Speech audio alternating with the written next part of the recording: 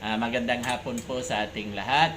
Tayo po ngayon ay magpapasimula na ng ating gawain na Bible study sa tahanan ni Ate Lenny. Pero bago po ang lahat ay mananalangin ho, opening prayer si Ate Beth. Yun. Pero po, Handa yan ba prayer?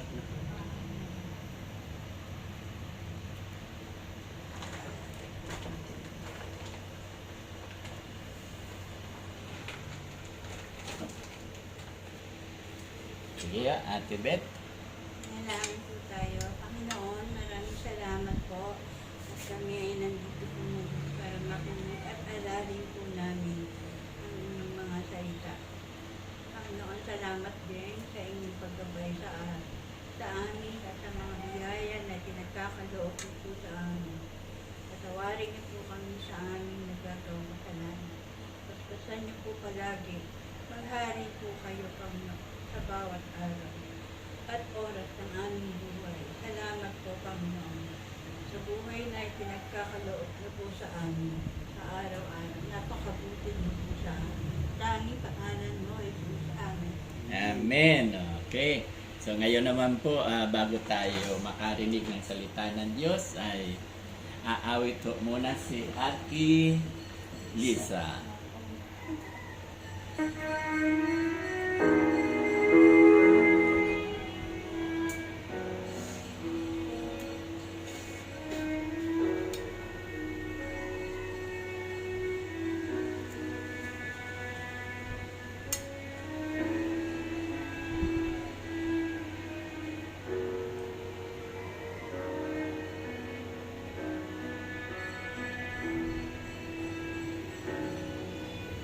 Salamat sa iyo,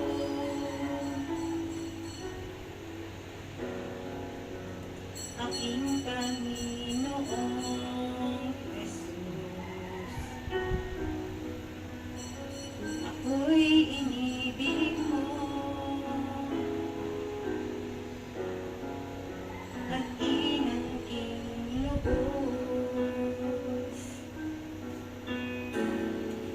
Ang tanging alay ko sa iyo, aking Ama, ay buong buhay ko, puso at kaluluwa. Hindi makaya ng makapagkaloob. Mamahaling hiyas, niging niloko ang aking dalangin, o Diyos ay tanggapin ang tanging alay ko, nawa'y gamitin. Ito lamang, Ama, wala nang iba pa, ako hinihiling.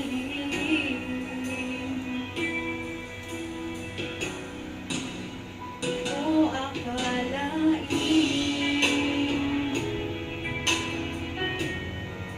ako ay bigyang pansin.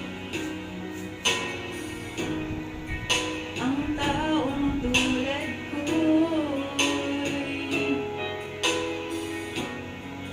di dapat mahalin.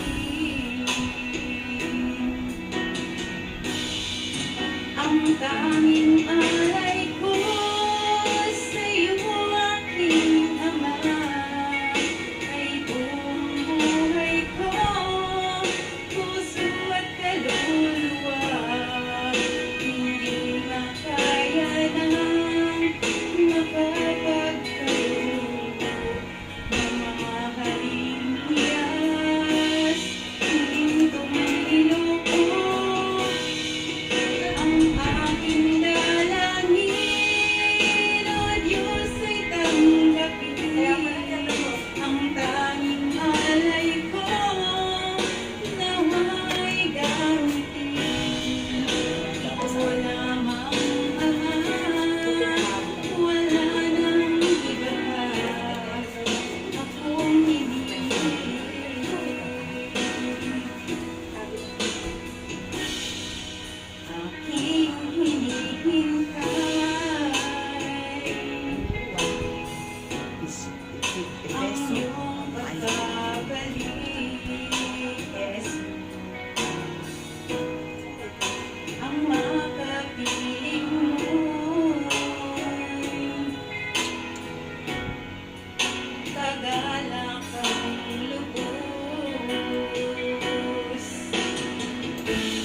Ang tanging alay ko sa'yo, aking Ama, ay buong buhay ko, puso't kaluluwa. Hindi makaya na makapagtanong, mamahalin hiyas, higit kang minuko. Ang aking dalangin, O Diyos, ay tanggapin. Ang tanging alay ko, nawa'y gamitin. Ikaw lamang, Ama, wala nang iba pa akong hinihiling. Ikaw lamang, Ama, wala nang iba pa akong hinihiling.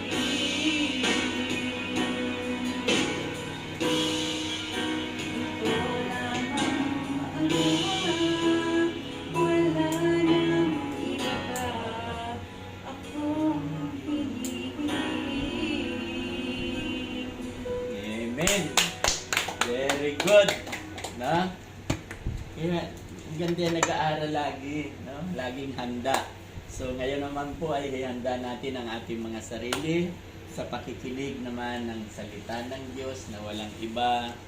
Ang magpapaliwanag, magsasalita ay ang aking may bahay, si Ate Lilia. Okay. Good afternoon sa ating Good lahat. afternoon din. Pang ilang lesson na tayo ngayon? Lesson number 3. Para alanganin. 3. No? So, 1, 2, 3. Ano yung unang lesson natin? Unang lesson, pagpapasimula. No? Beginning your new life in Christ. Ang pangalawa, mag-iwala yung inyong mga copy ha. Sayang yung bayad dyan sa pagpapa...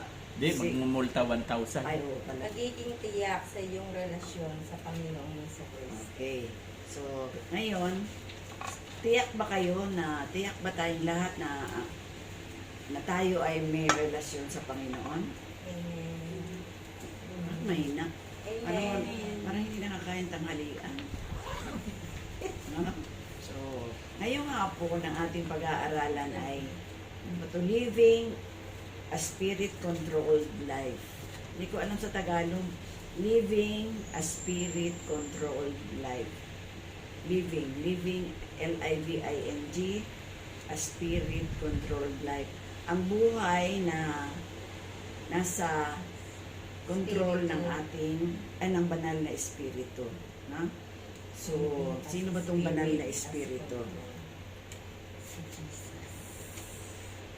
Okay. Di ba noon na pag-aralan, ituro ko na sa inyo na ang Diyos ay may 3 persona. Ano-ano yung persona ng Diyos? Ama, Anak, Espiritu. Espiritu Santo. Ang Ama, ano to? Ano ang role niya? Siya ang Nasabi ko na hindi kasi kayo nasusulat. Ang Ama ang manlilikha. Ama ng lilikha, Mm. ang Anak tagapagligtas, Oo, ang banal na espiritu. namamatnubay sa ating Ayan. Sa ating pagsisimula, basahin mo nga Ate Ana yung Efeso 5:18. 5:8. Maano ko sa loob ng kanang maano? Ano mata ko? Larry. Nagbabilan. Efeso 5:18. Huwag kayong maglalasing, sapagkat sisirain lamang niya ng inyong buhay. Sa halip ay dapat kayong mapuspos ng espiritu. So, dapat daw mapuspos tayo ng espiritu. Ang sinasabing lasing dito, hindi lang lasing sa alak. Lasing sa kapangyarihan, lasing na lasing sa kasalanan, lasing na lasing sa kayamanan. So maraming uri ang paglalasing, ang kalasingan, no? Hindi lamang lasing sa alak. So ito yung sinasabi ng Efeso 5:18. Okay. Pag-aaralan natin ngayon ang buhay na kontrolado o nasa ilalim ng pamamatnubay ng banal na Espiritu. Huwag niyong kalimutan yung tatlong persona ng Diyos. Ha? Meron kayong assignment yata memory verse. Meron bigay ni Pastor. Yung Meron ba? Wala. alam ko meron pa. Pero Hindi yan. No, hindi na memorize. Okay. Tayo magpatuloy na lamang sa ating aralin dahil makakalimutin kayo. Siguro mga 68 na rin ang edad ninyo. No? Si Ate Lenny ay patatawarin ko dahil yan ay teenager na. Okay. John 10:10, Juan 10:10. Ikaw to, Ate Lisa. Pakibasa. Kaya lamang pumupunta dito ang magnanakaw ay upang magnakaw, pumatay at magwasak. Naparito ako upang ang mga tupay magkaroon ng buhay. Okay. Isang buhay na ganap at kasiyasiya. Okay. Ang magnanakaw daw ay pupunta lamang para magnakaw at pumatay. Pero ano ang sabi ni Jesus? Ano ang kanyang promise? Ano daw ang kanyang ibibigay? Sabi sa John 10:10, buhay na ganap at kasiyasiya. Paano natin may explain ang buhay na ganap? Paano nyo masasabi na bagamat tayo ay hindi naman mayaman, pero ang ating, ayun, may kagalakan, ano pa? may kababaang loob. May kababaang loob, Mamahal. pagmamahal. Yung kakarampot na pera, ano ang nararanasan ninyo? Na kahit kukunti, Nakakaraos. Dapat makontento. kontento, no? Hindi yung nakakaraos lang. Kasi meron nakakaraos sa mura ng mura. Pero, di ba? Oo. Pero pag ikaw ay nasa kapangyarihan ng banal na Espiritu, kung ano mang meron tayo, napapagkasya natin at kontento tayo, masaya tayo kung ano man yung meron sa atin. Ha? Ay yung iba, kahit ano na, ang dami-dami na hindi pa rin kontento. No? Kaya nag-aasam pa rin ng marami. Kaya nga, ang buhay na ipinangako ng Diyos ay ganap at kasiyasiya. Yan ang number 1. Sino daw who helps us experience, sino ang tumutulong sa atin para maranasan natin itong buhay na ganap at kasiyasiya? Sino ang tumutulong sa atin? Ikaw to, Beto. Gawa 1:8.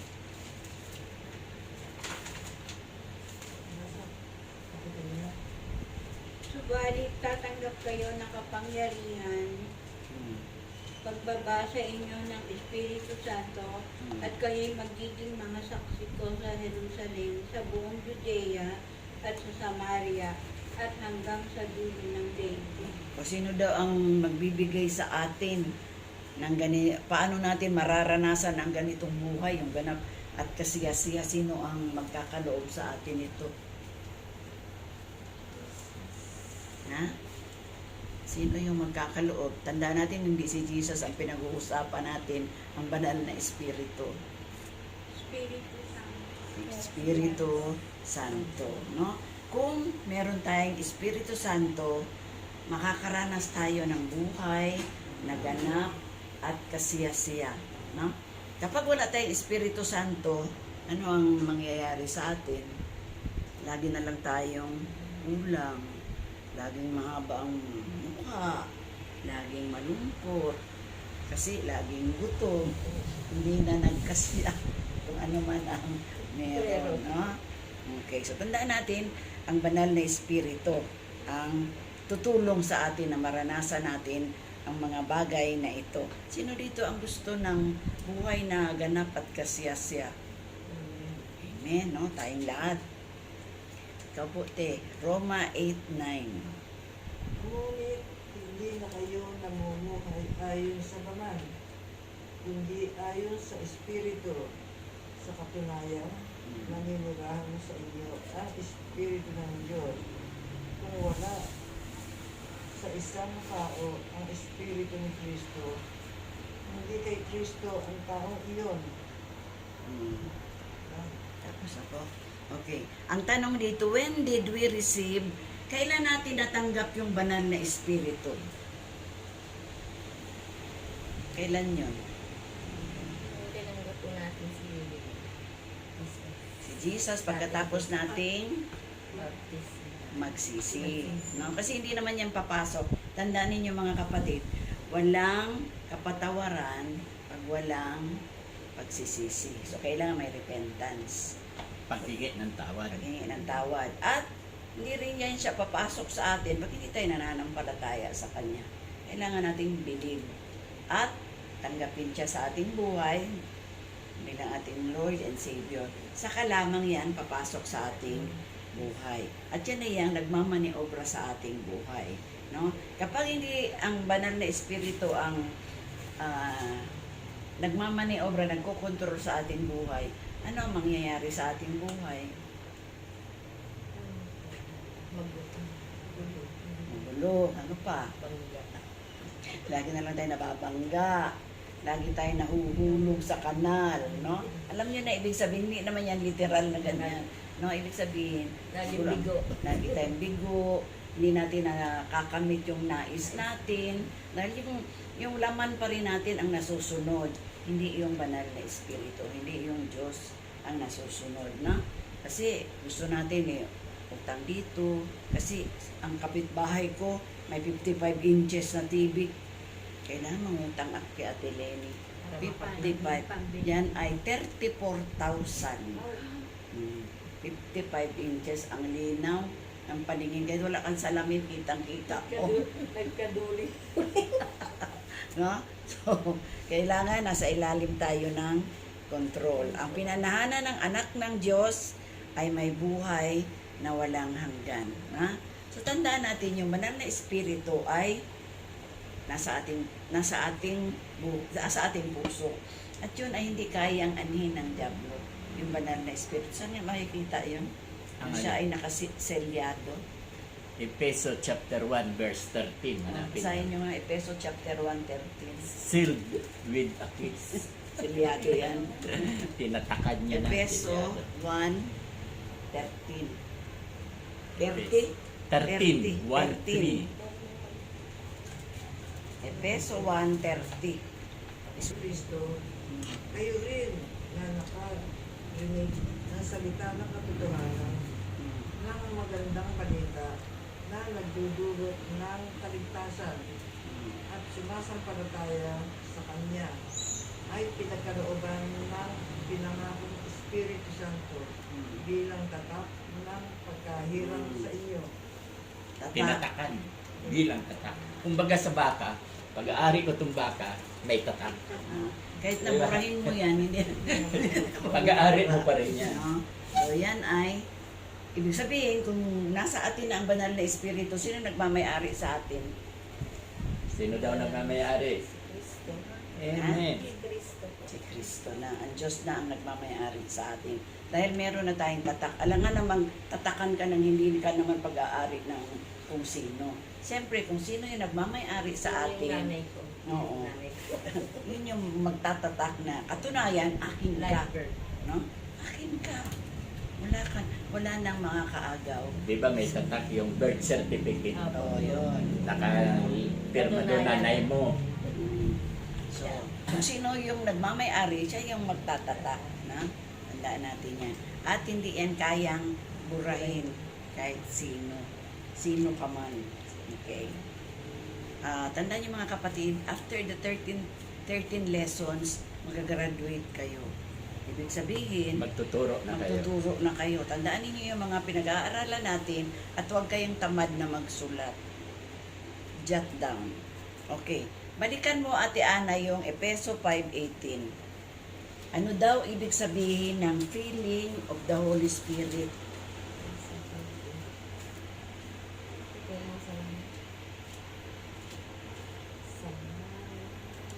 Kaya hanapin mo nga ate yung 1 Corinthians Huwag kayong 2:14. maglalasing 2:14. sapagkat sisirain lamang niya ng inyong buhay, sa halip ay dapat kayong mapuspos ng espiritu. Okay. Kung tayo ay nalalasing sa ibang bagay, sisirain ang ating buhay. Na? Kapag tayo ay napupuspos ng banal na espiritu, ano ang sabi? Tayo ay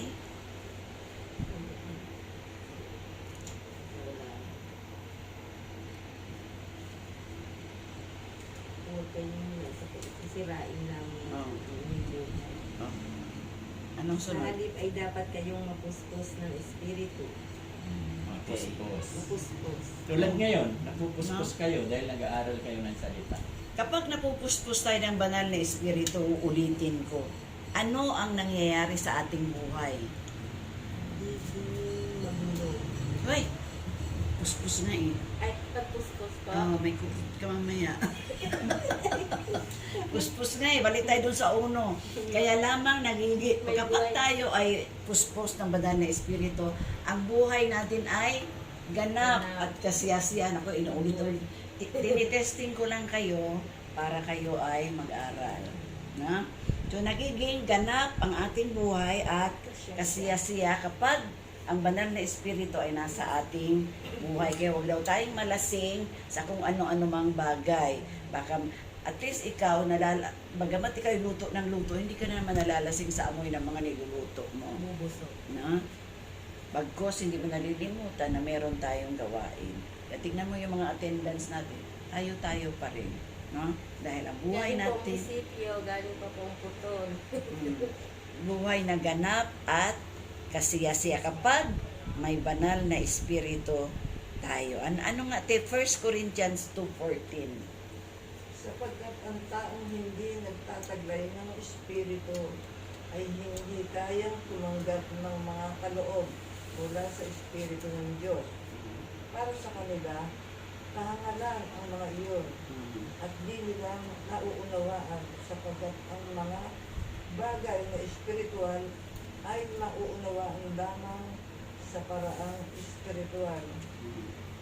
Okay.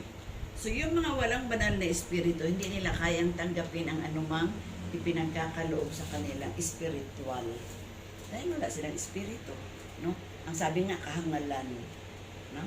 Kahangalan lang ang mga bagay na iyon. Yeah? So, maaring sa iba, ang ganitong pagtitipon ay walang halaga. Pero sa inyo ba may halaga? Ano ang pinapakain sa inyo? Yung ating espiritu. Yung banal na espiritu, nagpapakain sa ating mga espiritu. No? Kaya tayo spirit-filled. Kailan natin natatanggap ang banal na espiritu? Kapag kailan? Naglamali. Teka, may kurot na kayong dalawa. Kailan natin natatanggap ang banal na espiritu? Kapag ganap at kasiyasiya. Number 3 kurot din to. Kapag tinanggap natin si Hesus Kristo, no? Pagkatapos natin magsisi, manampalataya at tanggapin siya, no? Sapagkat pag hindi yan nangyari ang prosesong yan, walang banal na espiritu na papasok. Hindi tayo matatawag na infilled. Pag sinabi natin filled, puno, no? Di ba? I will be filling this bottle with water. Ibig sabihin, pinupuno ko to ng tubig. Ganoon din sa ating buhay. Iniikot-ikot ko lang yan. Kaya mag-ingat, makinig kayo dahil ako, tinitest ko lang kayo kung talagang tinatandaan nyo yung inyong mga binabasa at hindi lumilipad ang inyong isip. Tutulog, no? Kaya papalakpakan ko kayo. Okay. Kailan tayo masasabing puspos ng banal na espiritu? Ulitin ko. Humingi po ng tawad at tinanggap si Jesus. Bilang ating Lord and Savior. Okay. So, tandaan natin yan. Na? Kailangan nakakonekta din tayo sa Panginoong Hesukristo. Kaya lamang papasok ang banal na espiritu kapag dinanggap din natin si Kristo sa ating buhay. Na? At ang buhay natin kapag may banal na espiritu ay ano? Ganap at kasiyasiya. Okay. Sino ang magtuturo sa atin na maranasan natin ang buhay na ganap at kasiyasiya? Ang banal na espiritu. Paulit-ulit lang yan ha. Okay. meron tayong pag-aaralan na 3 uri ng tao na walang banal na espiritu. Ay, 2 uri na walang banal na espiritu. Okay, number 1, na walang banal na espiritu, self-centered. Nakatuon lang siya sa sarili niya. Ako, kami, we, sa English pa, we, me, I, no? Wala siyang pakialam sa iba. Basta siya lang ang mabuhay, siya lang ang managana, siya lang lahat ang tatanggap. Selfish. Ayun, tama ka dyan. Selfish, no? So, self-centered, no? Siya lang ang maganda, siya lang ang marunong, siya lang lahat. Yan ang self-centered. Gets nyo, mga kapatid? Ang ikalawang uri ng tao na walang banal na espiritu ay, bagamat siya ay Kristiyano, masuwayin. Sinabi na magbasa ng Bible, hindi nagbabasa ng Bible. Anong binabasa? Facebook, no? Mga messenger, mga watch, kung ano yung mga balibalita na wala namang katuturan. Okay. Ano pa? Sino ang nagmamaneho sa buhay ng disobedient Christian? Sarili niya. Sarili niya. Kaya nga disobedient dahil Christian-Christianan. Sabi niya, tinanggap na niya. Pero hindi naman siya, hindi nakikita sa buhay niya, hindi rin siya sumusunod. Pero Christian ang tawag sa kanya. Christian ang palagay niya sa sarili niya. Kapag tayo ay Christian, sino ang nagmamaniobra ng ating buhay? Ang banal na espiritu. Ang banal na espiritu. No? So, hindi na tayo ang nagmamaneho. Nasa gilid na lang tayo. Nag-aantay lang tayo na, dito ka bumaba. No? Dito sa 184. Marami kang matututunan dyan. No? So, self-centered, huwag tayong self-centered, disobedient Christian. Okay, number 3, Spirit-filled Christian. Yung Kristiyano na puspos ng banal na espiritu. Ano ang masasabi ninyo? Isa-isa kayo. Ate Lenny, ano po ang masasabi ninyo sa Spirit-filled Christian? Isa lang po, sabihin ninyo. Kailangan tayo lumus na sumampalataya kay Jesus. Sumasampalataya sa ating Panginoon. Ikaw, Ate Beth, pag sinabi natin Spirit-filled Christian, ano ang pagkaintindi mo? Isa lang. Sa iyong, in your own word. May Sabi- paniniwala ka. Sige, walang mali dito. Sige lang. May mga paniniwala ka sa mga tanging ginagawa mo. May paniniwala ka sa Sa sarili mo na tama yung ginagawa mo. bakit?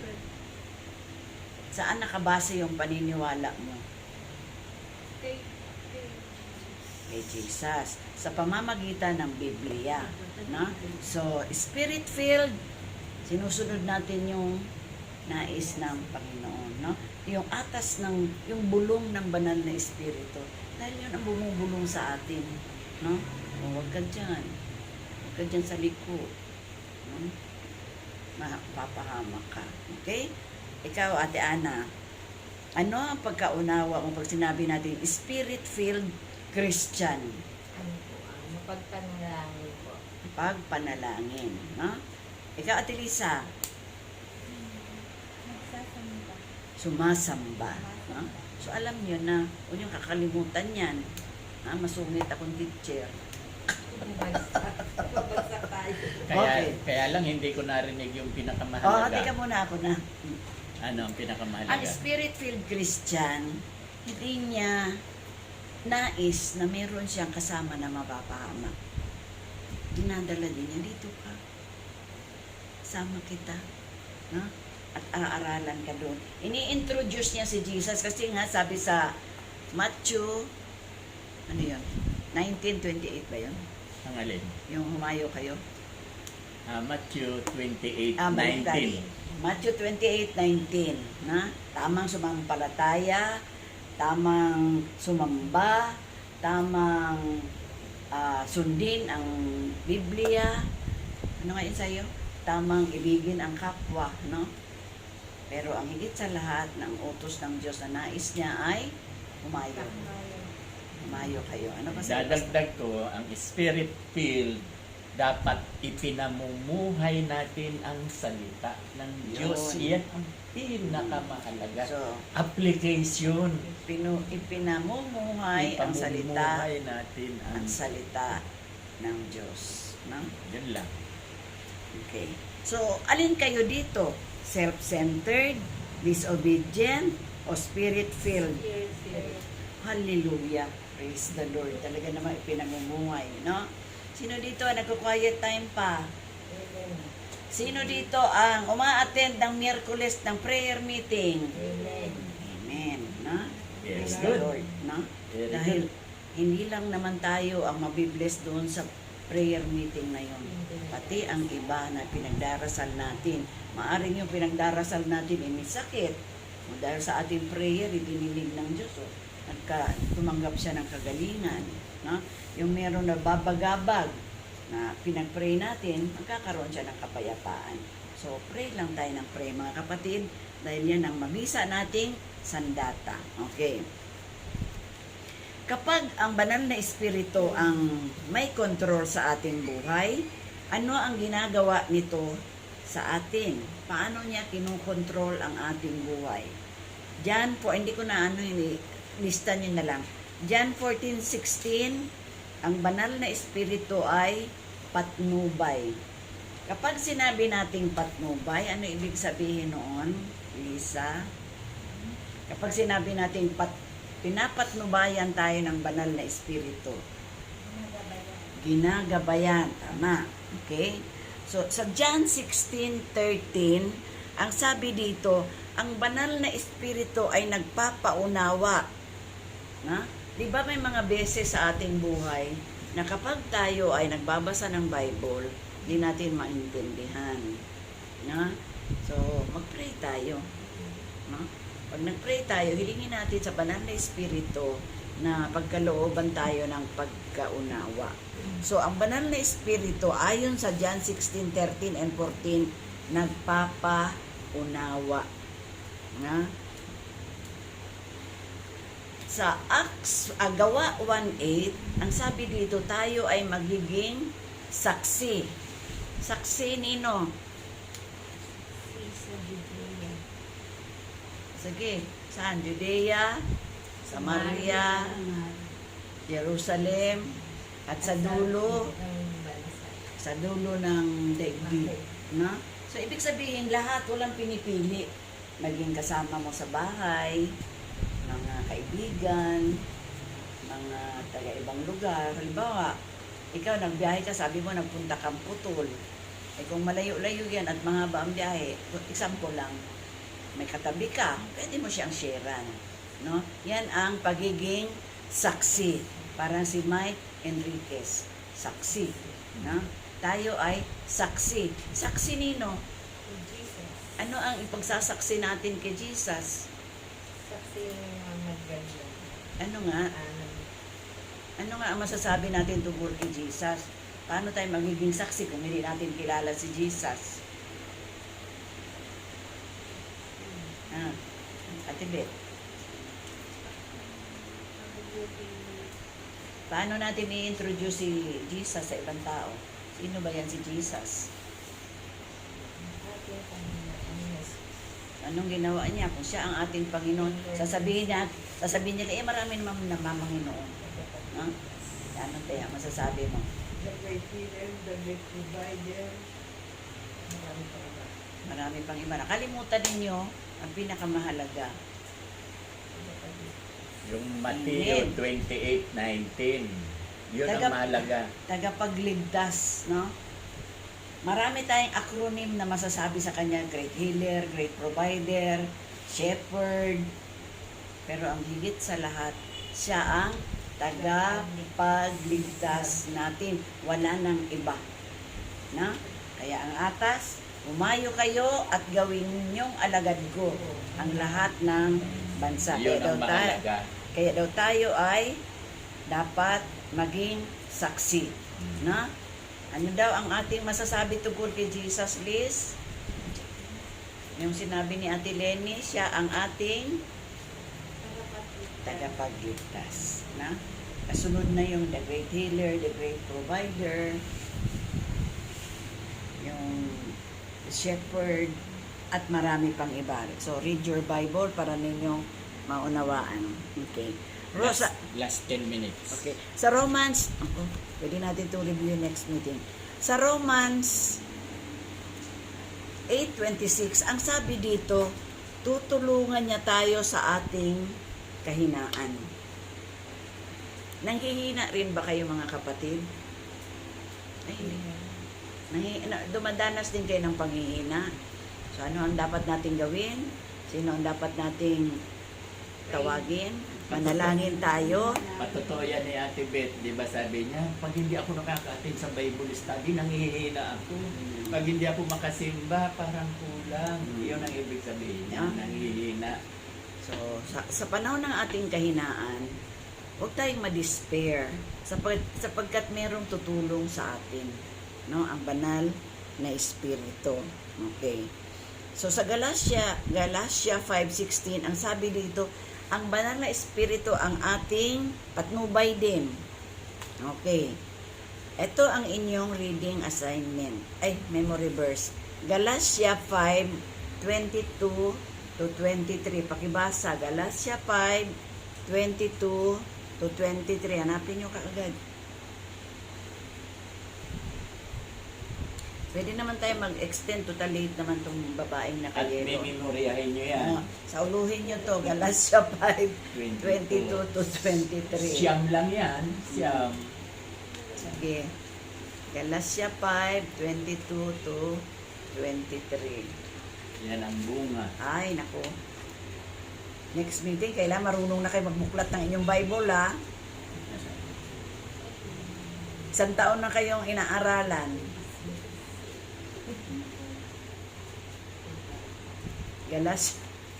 Galatia 5:22 to 23.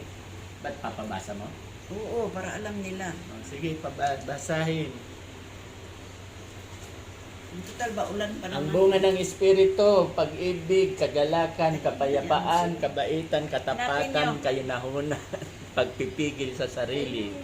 Balit ang bunga ng Espiritu ay pag-ibig, Tandaan ha, pag-ibig, kagalakan, kagalakan, kapayapaan, kapayapaan, pagtitiyaga, pagtitiyaga, kabaitan, kabaitan, kabutihan, kabutihan, katapatan. katapatan. Wala na. Ay, meron pati. Meron pa eh. Pagpipigil sa sarili. Oo, 23. Opo. Kahinahunan at pagpipigil sa sarili. Okay. Walang batas laban sa mga ganito. Walang batas laban sa ganito. Okay. Sino dito ang may pag-ibig? Sige nga, bakit ka may pag-ibig? Kasi kulang sa akin na ang banal na espiritu. Amen. Okay. Anong sunod? Pag-ibig, Kagalakan, kagalakan, kahit mahirap ang buhay, meron tayong joy. kagalakan. Bakit? Kasi po, kasapat na po sa atin. Kontento na po tayo. Amen. Kaya sa banal na espiritu. Amen. So, ang lahat ng ito ay sa uluhin nyo, no? Next meeting sa uluhin nyo na yung New Testament. Isang taon ko na yung tinuturo sa inyo. Sa Webes, sa tao. Okay. Hindi pa tapos. Isa-isa tayo sa una. Ikalawang Timoteo 1:7, sabi dito, ibinigay ng Diyos ang espiritu ng kapangyarihan, pag-ibig, at pagpipigil sa sarili. Ang pag-ibig, madali lang. Ang kapangyarihan, meron na tayo niyan. Ang mahirap, pagpipigil sa sarili. Sino dito ang nagpipigil sa sarili? Oh, Lagi. lagi. Oh, bait-bait. Na? Tao. So, ito yung kung matatandaan ninyo, sa siyam na bunga ng banal na espiritu, ang una ay pag-ibig, ang huli ay, yung pang-siyam ay pagpipigil sa sarili. Bakit inuna? Dahil ang sabi, sino ba dapat nating ibigin? Ang Diyos, ano pa? Kaaway. So, ibigin ang Kapwa. Diyos, Ibigin ang ibigin ang kapwa. kapwa, ibigin din ang kaaway, ibigin yung hindi ka ibig-ibig. Kaya Ibigin mahirap. din ang sarili. No? At panghuli, pagpipigil sa sarili. No? Kahit na humalagpos na yung pagpipigil mo, balik ulit. Ganyan. No? Dahil yan ang utos ng Diyos. No? Pagpipigil, kahit na galit ka na, iuntog mo lang yung ulo mo. Okay. So, meron pa ba? Meron pa akong oras? Meron ka na lang 3 minutes. 3 minutes. Last 3 minutes.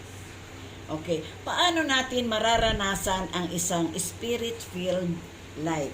Paano natin mararanasan ang buhay na puspos ng banal na espiritu? Number 1, ito yung assignment niyo. John 7:36.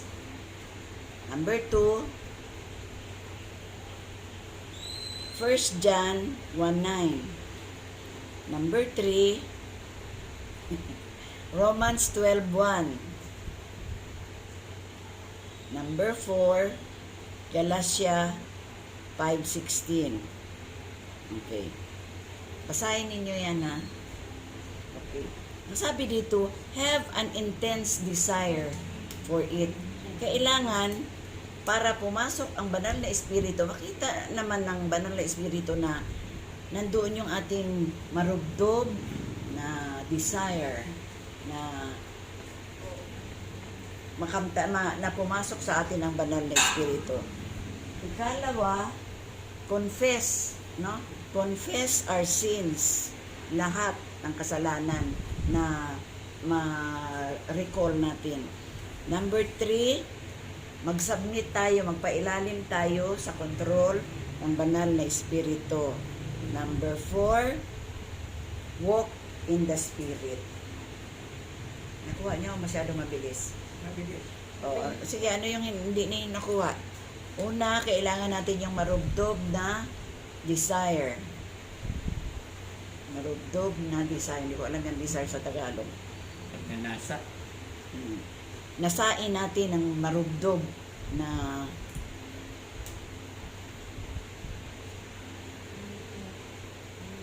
Number 2, confess all our sins.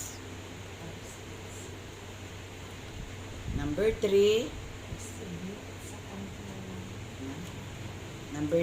submit your total personality to His control, or kailangan natin magpailalim sa control ng banal na espiritu. And number 4, walk in the spirit, na? Okay. Walk in the spirit. Bago tayo magwakas, pwede paki-off muna. Akin na yung Bible ninyo. Kasi kailangan next meeting, marunong na kayo magbabasa. Apat-apat, ha? Sa susunod, every meeting natin, apat-apat. Okay. Bago mag-closing prayer, si Ate Lil, may tanong ako sa inyo. Lahat ba ng tao ay mayroong banal na espiritu? Hindi lahat. Ano wala po? Ay, hindi lang po. Mali ang sagot eh. Nalasing na. Nervyos. Sino lang yung may banal na espiritu? Mga believers. Believers. Very good. Okay. Para madali ninyong mamemorya, no? Marunong naman kayong kumanta. Kantahin nyo na lang, mamemorya nyo yan. No? Bunga ng Espiritu.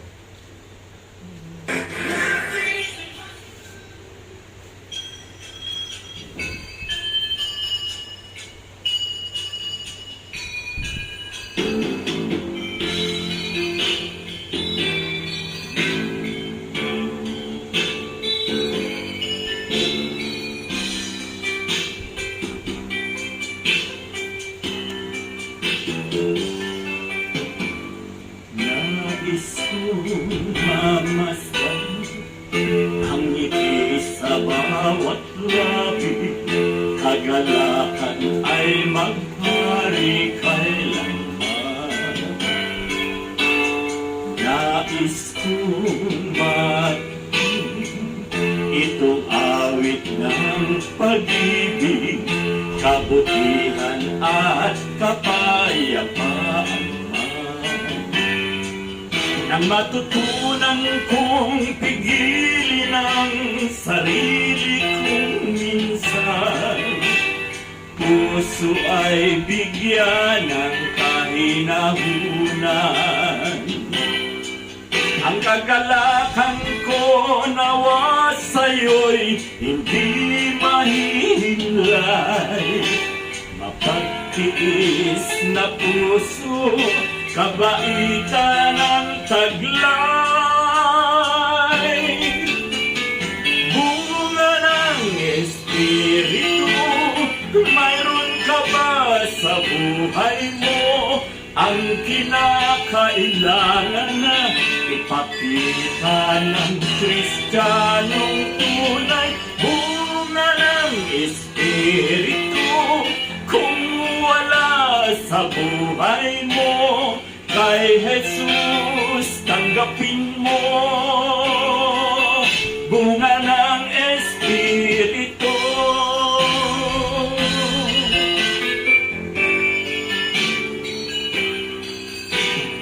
Kay Jesus tanggapin mo. Bunga ng Espiritu.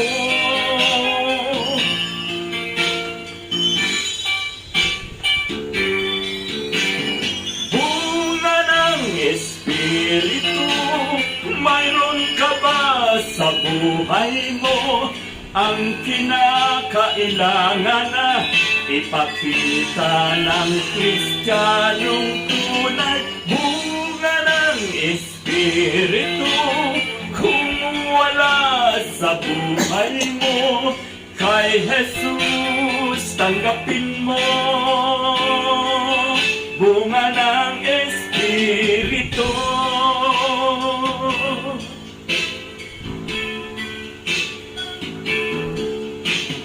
Kay Jesus tanggapin mo. Bunga ng Espiritu. Yan, nandiyan ang bunga ng Espiritu, no? Pag-ibig, kagalakan, kapayapaan, katiyagaan, kabaitan, kabutihan, katapatan, kahinahunan, at ang panghuli ay ang pagpipigil sa sarili. Memoryahin nyo lang yan. Bunga na ng Espiritu yung kinanta ko, nandoon na lahat. Okay. Closing prayer. Ate Jill. Meron kayo mga kahilingan, mga kapatid. Ang hiling ko sa ulo ninyo, mga kapatid. Isang taon na tamad po sa hapong ito na ipinagkaloob mo sa amin. Salamat o Diyos na narito ang aking mga kapatid. Hindi naging hadlang ang ulan, Panginoon, upang hindi sila dumalo sa ganitong gawain. Pagpalain mo po ang mga kapatid kong ito. At sa hapong ito, dakilang Diyos, dinadalangin ko po ang pangangailangan ni Lisa, na nawa o Panginoon, patuloy mo siyang pagkalooban ng mabuting pangangatawan dahil siya lang po ang bumubuhay sa kanyang pamilya. Alam ko, Panginoon, sa'yo nagmumula ang ikinabubuhay nila, kaya pinagpapasalamat niya ito. Ganoon din po, Panginoon, nawa ang kanyang munting negosyo ay patuloy niyo pong palaguin at pagpalain sa anumang kaparaanan, Panginoon. Loobin mo, Panginoon, na maging malusog ang bawat isa sa kanila, maging ang kanyang mga anak. Ganoon din po, Diyos, patuloy na dinadalangin ni Ana ang kanyang kapatid, Panginoon, na mayroong karamdaman, Lord Jesus, kung loloobin mo, pagagalingin mo ito, Panginoon, sa takdang panahon, O Diyos. Pinagkakatiwala po namin sa iyo ang kapatid ni Ana at maging ang kanilang pamilya, Panginoon, nawa, O Diyos, patuloy mo pong basbasan, lalo na po si Kian, si Ana, maging ang ama ng tahanan, Panginoon. Nawa ay magkaroon sila ng masaya at malusog na pamilya. Ganoon din si Ate Beth, na nawa, O Panginoon, salamat sa buhay niya. Salamat, O Diyos, na pinagaling mo ang kanyang mga mamasok, Panginoon, maging ang iba pa niyang nararamdaman. Lord, alam ko, test of faith mo ito kay Ate Beth. Salamat, Panginoon, na patuloy niyang pinagkakatiwala sa iyo ang kanyang kagalingan. Salamat sa mga gamot na inilapat mo, Panginoon, sa kanyang katawan. Gawin mo po itong higit na mabisa, Panginoon, upang sa gayon ay maranasan niya ang ginhawa, Panginoon, ng kanyang katawan. Salamat din po sa buhay ni Ate Lenny na patuloy niyang binubukas ang kanyang tahanan, Panginoon, sa ganito mga gawain. Pagpalain mo po at basbasan ang buhay ni Ate Lenny. Salamat sa kanya, Panginoon, na bagamat siya ay may edad na, subalit nakikita pa rin namin ang kanyang sigasig, Panginoon, sa pag-aaral ng iyong salita, sa paghayo, Panginoon, maging sa kanyang mga gawain dito sa kanyang tahanan. Nawa, o Panginoon, patuloy namin dinadalangin ang kalusugan niya, Panginoon, na nawa ay bantayan mo po ang kalusugan ni Ate Lenny, Panginoon. Huwag po pong ipahintulot ang anumang mga sakit, Panginoon, na maaaring makapinsala sa kanya, kundi ang mabuting pangangatawan ang ipagkaloob mo sa kanya. Ganon din po sa kanyang anak na si Cynthia. Nawa, Panginoon, patuloy mo po siyang bigyan ng kalusugan, Panginoon. Pagpalain mo po ang sambayan na ito, Panginoon, na pinagdadausan namin ng mga gawain at pagtitipong banal. Hinadalangin ko rin ang mga kapatiran na nasa malalayong lugar, katulad nila Enting na may sakit sa kanyang siko, Panginoon, o Diyos. Sa darating na linggo ay makasama din namin siya. Ang kagalingan, Panginoon, ay magmumula sa iyo, nawa ay patuloy niyang tanggapin ito, Panginoon. Bigyan mo ng kalakasan si Lloyda, Panginoon, sa kanyang paghahanap buhay. Patuloy na ingatan mo po silang pareho. Ganon din po sila Ate Lani, Panginoon, na nasa California. Dalangin niya, Panginoon, ang mabilis na paggaling ng kanyang boyfriend. Nawa, Diyos, patuloy mo po basbasan sila, Panginoon, ng mabuting pangangatawan. Dinadalangin ko rin po si Kuya Joel, ano man ang kanyang kalagayan, Panginoon, nawa ay patuloy po siyang ingatan at subaybayan at bigyan mo po siya ng mabuting pangangatawan. Maging yung nasa Saudi, Panginoon, nakalimutan ko po ang Si kanyang Lani pangalan. Connie. Si Ate Connie po, Panginoon. O Diyos, ikaw po ang patuloy na magpaalaala, Panginoon, sa kanila na dati namin silang mga kasama, na nawa ay patuloy mo silang pagpalain at bigyan ng mabuting pangangatawan, ano man ang kanilang kalagayan ngayon. Ganoon din po, Panginoon, ang kalipunan ng mga mananampalataya sa day by day sa bahay, Panginoon. Lord, bigyan mo po kami ng mabuting pangangatawan, ng patuloy na hangarin, Panginoon, na matanggap namin ang biyaya, Panginoon, ng panalangin. Ganoon din ang Kasurao family, ang Heredia family, ang Orculio family, at ang bawat isa sa amin, Panginoon, maging ang nagmamayari ng ng tahanan na aming pinagdadausan ng pananambahan, ang family, o Lord, ikaw papatuloy na magbasbas at magpala sa kanila at ingatan mo po ang bawat isa sa amin. Kung meron man po akong hindi nabanggit, o Diyos, ikaw po nakakatalos kung sino-sino man sila, maging sila Angie, Panginoon, si Maylin, o Diyos, nawa ay maging si Nelia, o Lord, na naalaala ko po sila, na nawa ay dumalo sila, Panginoon, pahalagahan nila, Panginoon, ang ganitong pagtitipong banal. Hindi lamang sila attend, kundi patuloy silang maaralan, Panginoon, ng kabutihan mo, Panginoon, sa kanilang buhay. Ito po aming sama-sama. At dalangin ko rin po, Panginoon, ang nalalapit na isa pang bagyo, Panginoon, super typhoon. Lord Jesus, ang lahat ng ito ay nasa iyong control. Nawa, o Panginoon, ay huwag ito makapinsala sa mga dadaanan nito, Panginoon, kundi ang kalooban mo, Panginoon, na nawa ay humina na siya, Panginoon, na pagmat paulan-ulan ay huwag naman pong lumakas at magdulot ng baha sa mga madadaanan nito, maging dito po sa aming lugar. Ang lahat ng ito, Panginoon, ay dinadalangin ko sa tanging pangalan ni Kristo Jesus. Amen. Amen. Amen.